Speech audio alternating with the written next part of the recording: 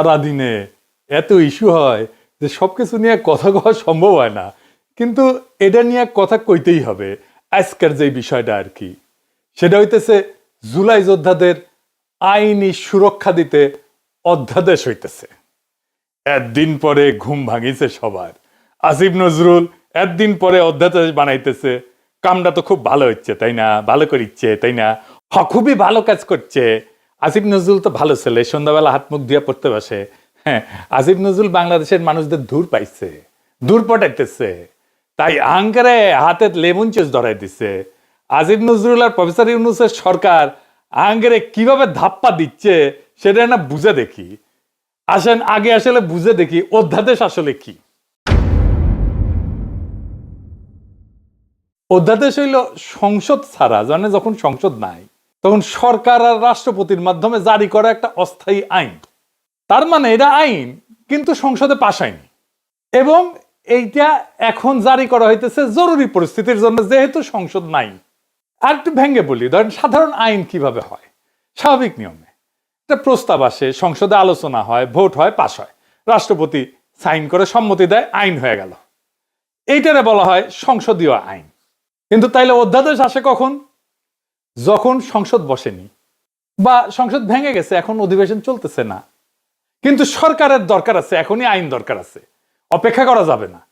তখন মন্ত্রিসভার পরামর্শে রাষ্ট্রপতি অধ্যাদেশ জারি করে থাকে। তো অধ্যাদেশের আসলে বৈশিষ্ট্যগুলো কি? এক নম্বর হইতেছে এটা আইনের মতো কার্যকর কিন্তু স্থায়ী না। সংসদ বসলে সংসদে অধ্যাদেশকে আনতে হয়, তারপরে অনুমোদন নিতে হয়। অনুমোদন না পেলে অধ্যাদেশ বাতিল। মানে সংসদ কার্যকর না থাকলে, সংসদ না থাকলে রাষ্ট্র যেন অচল না হয়, সেজন্য অধ্যাদেশ এই বিষয়টা জারি আছে।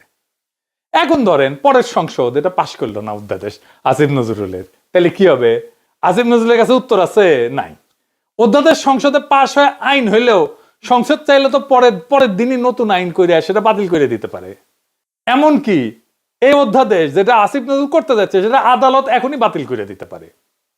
তার মানে এটার মূল্য শূন্য, জিরো। তাইলে আসিফ নজরুল কেন এ সাল করতেছে সেটার উত্তর আমরা পরে পাবো। আসেন আগে বুঝে নেই যে আদৌ জুলাইয়ের জন্য দায় মুক্তি দেওয়া সম্ভব কিনা। এক কথায় দেওয়া সম্ভব না, এবং দেয়া যে সম্ভব না এটার কারণ আসিফ নজরুল, তার সাথে আছে ওয়াকার, তার সাথে আছে প্রফেসর ইউনূস নিজে, তার সাথে আছে ডাক্তার জাহেদ, তার সাথে আছে বিএনপি, তার সাথে আছে তারেক রহমান। এরা সবাই এই পরিস্থিতি ইচ্ছা করে তৈরি করছে। কেন? কারণ ঘোষিত বিপ্লব ছাড়া দায় মুক্তি সম্ভব না। দায় মুক্তি কোনো আইনি ব্যতিক্রম না, এটা একটা সার্বভৌম ঘোষণা। যে বিপ্লব ঘোষণা করতে পারে না সে দায় মুক্তি দাবি করার নৈতিক অধিকার, ক্ষমতা এটা কোনোটাই রাখে না। ওয়াল্টার বেনিয়ামিন বিপ্লবী সহিংসতা বনাম আইন রক্ষাকারী সহিংসতা, এইটা একটা কথা বলছিলেন। একদিকে লেখেন বিপ্লবী সহিংসতা, আর একদিকে হতেছে আইন রক্ষাকারী সহিংসতা। আইন তৈরি করে যে সহিংসতা আর আইন রক্ষা করে যে সহিংসতা, দুইটা এক না। উনি বলছেন ল প্রিজার্ভিং ভায়োলেন্স, যেটা পুরানো ব্যবস্থার ভিতরে থাকে, এবং ল মেকিং ভায়োলেন্স, যেটা নতুন ব্যবস্থার জন্ম দেয়। যে সহিংসতার নতুন আইন তৈরি করে না সেটা কেবল অপরাধ। 1971-এর স্বাধীনতা যুদ্ধ ছিল নতুন আইন তৈরি করার লড়াই। 1971-এর স্বাধীনতা যুদ্ধে আমরা যেটা করছি সেটা ল মেকিং ভায়োলেন্স, সেজন্য ওটা অপরাধ না। পুরানো বন্দোবস্ত রেখা সংগঠিত রাজনৈতিক সহিংসতা বৈধ হইতে পারে না, কারণ তা আইন ভাঙে কিন্তু নতুন আইন সৃষ্টি করে না। স্মিথ বলছেন সার্বভৌম সেই যে ব্যতিক্রম ঘোষণা করতে পারে। ওনার একটা বিখ্যাত সূত্র ছিল, উনি বলছেন, ইংরেজিতে কইছেন, বাংলা হইতেছে সার্বভৌম সেই যে ব্যতিক্রম ঘোষণা করতে পারে। বিপ্লব মানে নিয়ম স্থগিত করা, পুরনো বৈধতা বাতিল করা, নতুন বৈধতা ঘোষণা করা।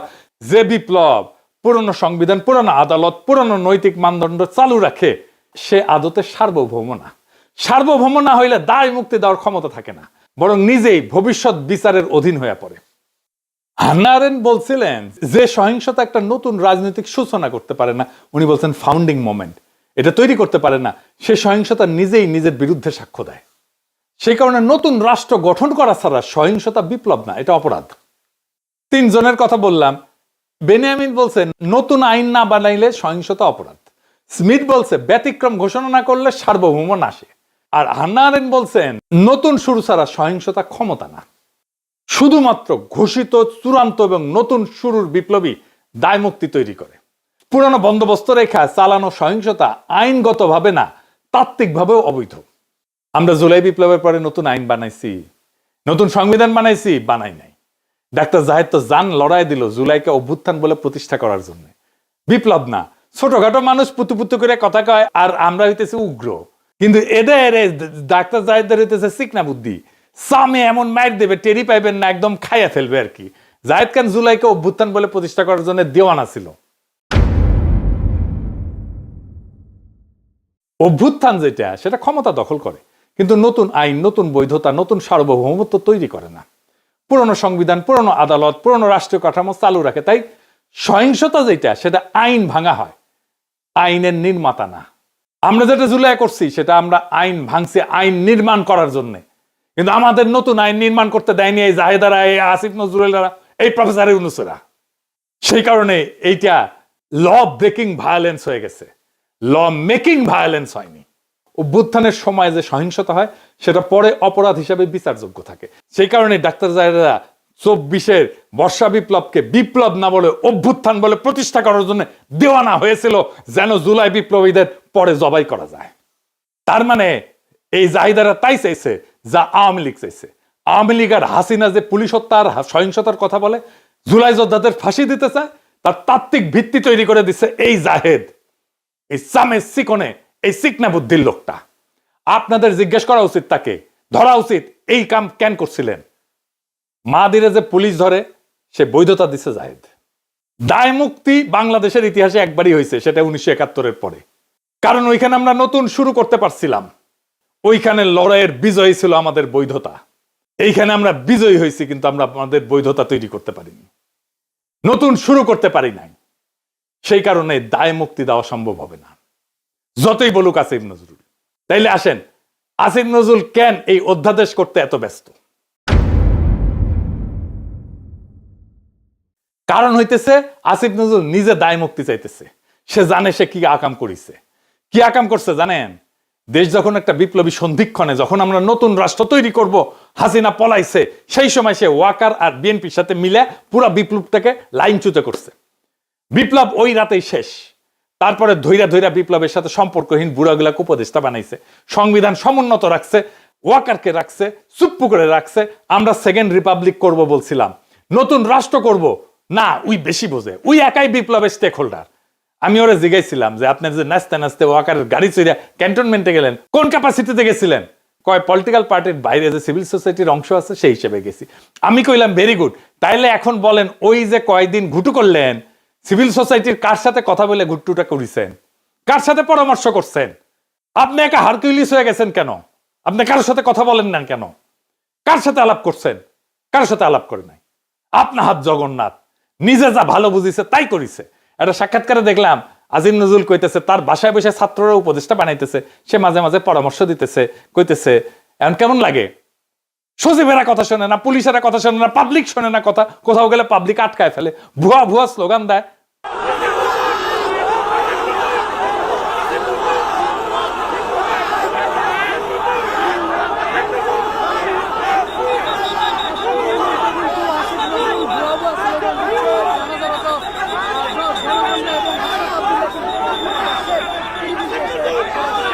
খুব মজা না? হ্যাঁ, এখন তো এগুলো শুনিচ্ছেন, এরপরে পাবলিক থাপড়াবে ধরে রাস্তায়, রাস্তার থাপড়াবে। ওই সময়টাতে ঠিক হয়েছে সংবিধান সমুন্নত রাখতে হবে। ওই যখন ঘুটু করে ইচ্ছে সংবিধান সমুন্নত রাখলে 2024-এর লড়াই, বিপ্লব, বিপ্লবী সহিংসতা সব অবৈধ হয়ে যায়। বৈধ হয় হাসিনার খুন করা, ছাত্রলীগের গুন্ডামি, পুলিশের গুলি, সব বৈধ হয়ে যায়। কারণ সরকারের বিরুদ্ধে বিদ্রোহ তারা নিয়ন্ত্রণ করতেছে। এই কাজ করছে আসিফ নজরুল, এই কাজ করছে জাহেদ, এই কাজ করছে বিএনপি, এই কাজ করছে তারেক রহমান, এই কাজ করছে প্রফেসর ইউনূস। নিজে আইনের লোক হইয়া আসিফ নজরুল ওই 3 দিনে ছাত্রদের সাথে বৈশা উপদেষ্টা পরিষদ বানাইতেছে, আর ওই প্রসেসের মধ্যে দিয়া ওই ছাত্রদেরই মৃত্যু পরোয়ানা লিখতেছে আসিফ নজরুল। এখন অধ্যাদেশ বানায় লেবেন চুজ ধরায় দিতেছে। এই অধ্যাদেশ বালটা করবে। 1975-এ যারা সোহরাওয়ার্দীর বডিগার্ডের ফুটা করেছিল, তাদের জন্য সংবিধানে ইনডেমনিটি দেওয়া হয়েছিল, কাম হয় নাই।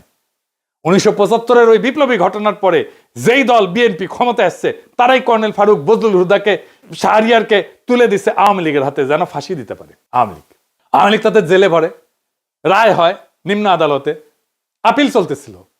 খালেদা জিয়ার আমলে খালেদা জিয়ার সরকার এদের সবাইকে ছেড়ে দিতে পারতো, আইনসঙ্গত ভাবে ছেড়ে দিতে পারতো আপিল নিষ্পত্তি করে। কিভাবে জানেন? আসেন একটু বুঝে দেখি। আদালত রায় দিছিল ফায়ারিং স্কোয়াডে মৃত্যুদণ্ড। বাংলাদেশের সিভিল আদালতে ফায়ারিং স্কোয়াডে মৃত্যুদণ্ডের বিধানই নাই। রাষ্ট্র বা আদালত যদি এমন কোন পদ্ধতিতে মৃত্যুদণ্ড কার্যকর করে যেটা কোনো বিধানে নাই, আইনে নাই, যে পদ্ধতিটা আইনে লেখা নাই, তাহলে এটা টেকনিক্যাল ভুল বা কাগজপত্রের গলদ হিসাবে থাকে না। এইটা তখন সংবিধান ভাঙার বিষয় হয়ে যায়। কারণ বাংলাদেশের সংবিধান বলছে মানুষকে শাস্তি দিতে হইলে সেটা আইনের ভেতর থেকে দিতে হবে, আর্টিকেল 31। আর মানুষের জীবন কেড়ে নেওয়া যাবে শুধুমাত্র আইনসম্মত প্রক্রিয়ায়, আর্টিকেল 32। এই সীমা লঙ্ঘন করলে দুইটা কথা পরিষ্কারভাবে বলা যায়, মানে বিচারটা সংবিধানের চোখে বৈধ থাকে না। রাষ্ট্র নিজেই আইনের সীমা পাড়ায় গেছে, আইন যে ক্ষমতা দেয়নি সেই কাজ রাষ্ট্র করছে, এটা করতে পারে না। আইনের বাইরে যায় মৃত্যুদণ্ডের এমন কোন পদ্ধতিতে মৃত্যুদণ্ডের আদেশ দেওয়া মানে এটা শুধু ভুল না, এটা রাষ্ট্রের অবৈধ কাজ, আদালতের অবৈধ কাজ। খালেদা জিয়ার সরকার কিছুই করে নাই, আপিলের কাজ বন্ধ করে রাখিছিল। হাসিনা আইসা সামে সবাই ফাঁসি দিয়ে দিছে। এই হাসিনা পলানোর পরেও প্ল্যান ছিল এইটাই যে বিএনপি আর ওয়াকার সামে তুলে দিবে জুলাই বিপ্লবীদের আওয়ামী লীগের হাতে। বিএনপির প্ল্যান এখন প্রকাশ্য, তারা আওয়ামী লীগকে ফিরায় আনতে চায়। আমি বেনে বেনে করছি না, আমি প্রমাণ দিতেছি। দেখেন হিন্দু সম্প্রদায়কে দিয়ে কি বলানো হইতেছে।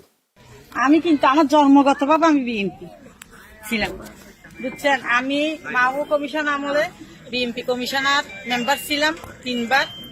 এখন দেশে আসছি কট্টর করে, কিন্তু এখন আমি মা বোনকে বলছি নিজের ইজ্জত যদি রক্ষা করতে চান আপনারা সবাই বিএনপি কে ভোট দিন। বিএনপি বলে কেউ অবহেলা করবেন না, কেন এখন আওয়ামী লীগ নেই। এটাই বলছি, যেটা আমাদের মাতৃ জন্মের কথা। মা বোনরা বলছে যে আওয়ামী লীগকে ভোট দিও, বিএনপি কে দিও না।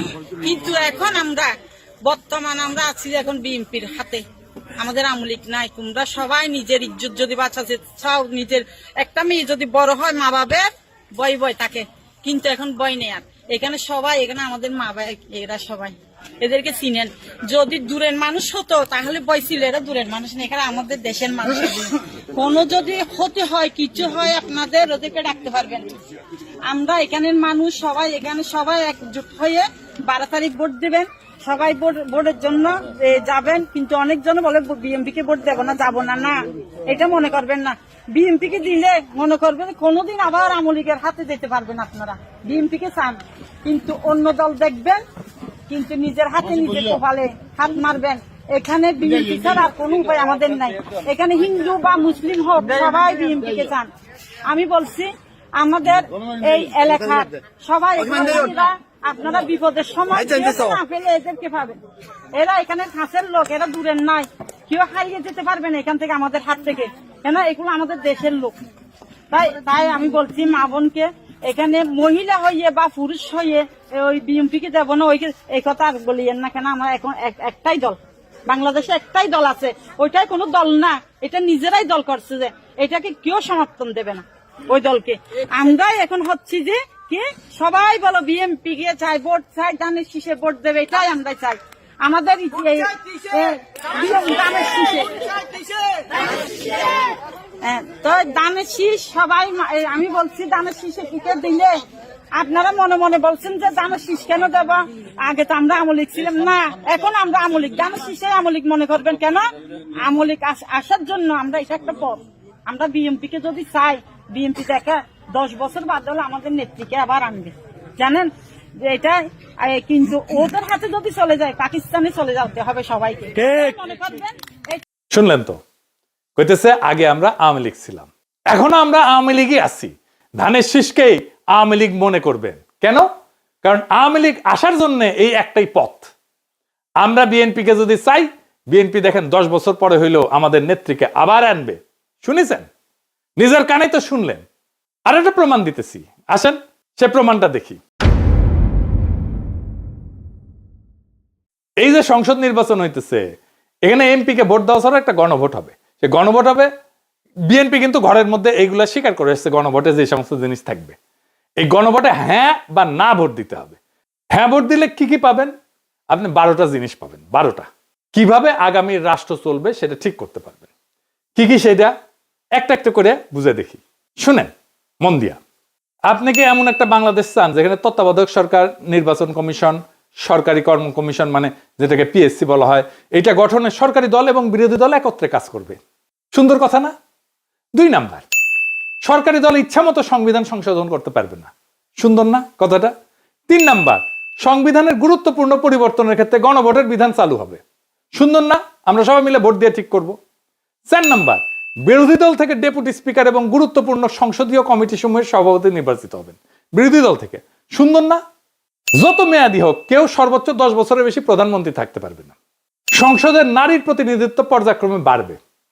ক্ষমতার ভারসাম্য প্রতিষ্ঠার জন্য পার্লামেন্টে একটা উচ্চ কক্ষ গঠিত হবে। দেশের বিচার ব্যবস্থা স্বাধীনভাবে কাজ করবে। সুন্দর কথা না? আপনার মৌলিক অধিকারের সংখ্যা বাড়বে।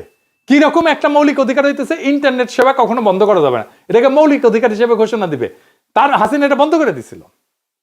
দণ্ডপ্রাপ্ত অপরাধীকে রাষ্ট্রপতি ইচ্ছা মতো ক্ষমা করতে পারবে না।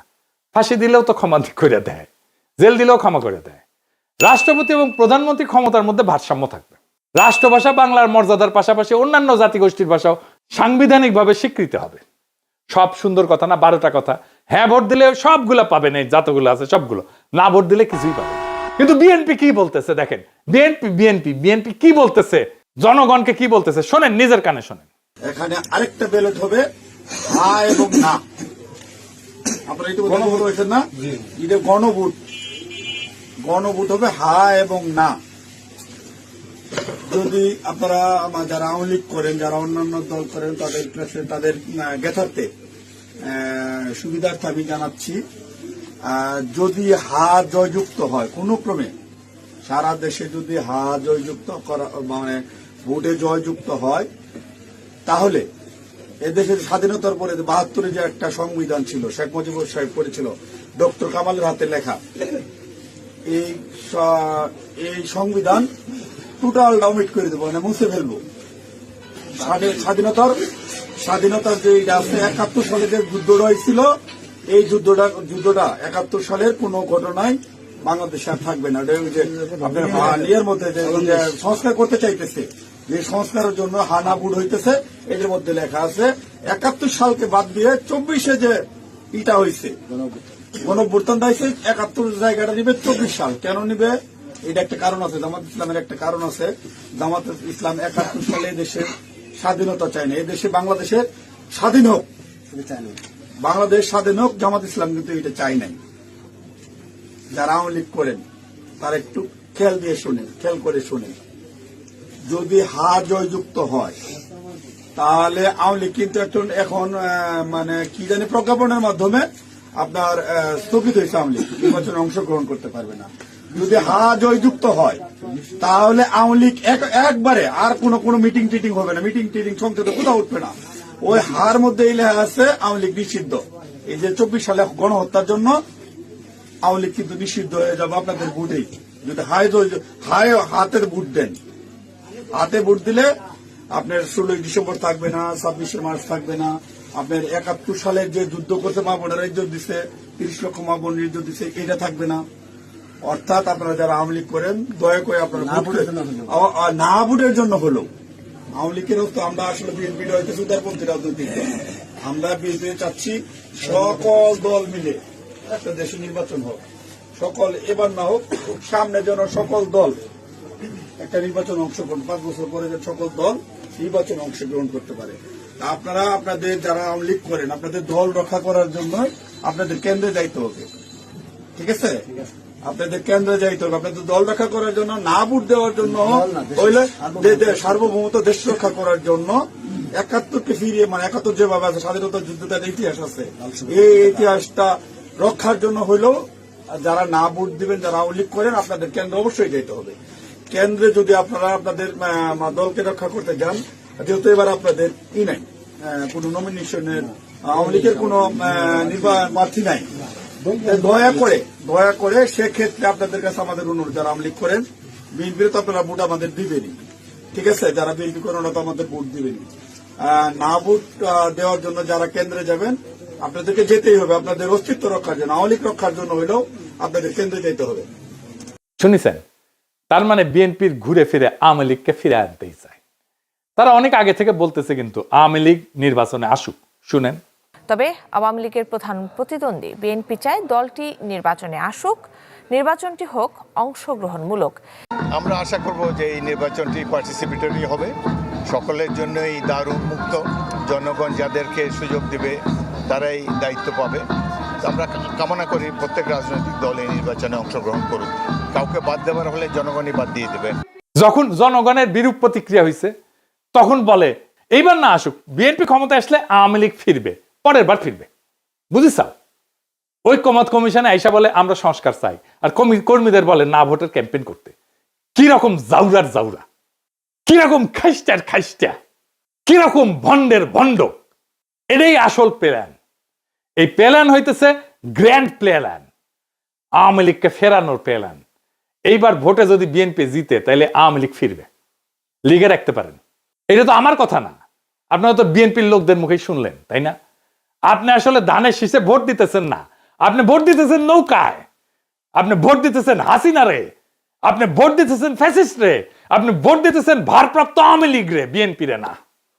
যারা আওয়ামী লীগ রে ফিরে আনতে চান তারা ধানের শীষে ভোট দিতে পারেন। আমরা বলবো নৌকার ধানের শীষ দুই সাপেরই একই বিষ। এই দুইটারেই বাংলাদেশ থেকে হটাইতে হবে, এই দুইটারে ক্ষমতার আশেপাশে আসতে দেওয়া যাবে না। এটাই আমাদের আগামীর বাংলাদেশ গড়ার শপথ হোক। ইনকিলাব জিন্দাবাদ।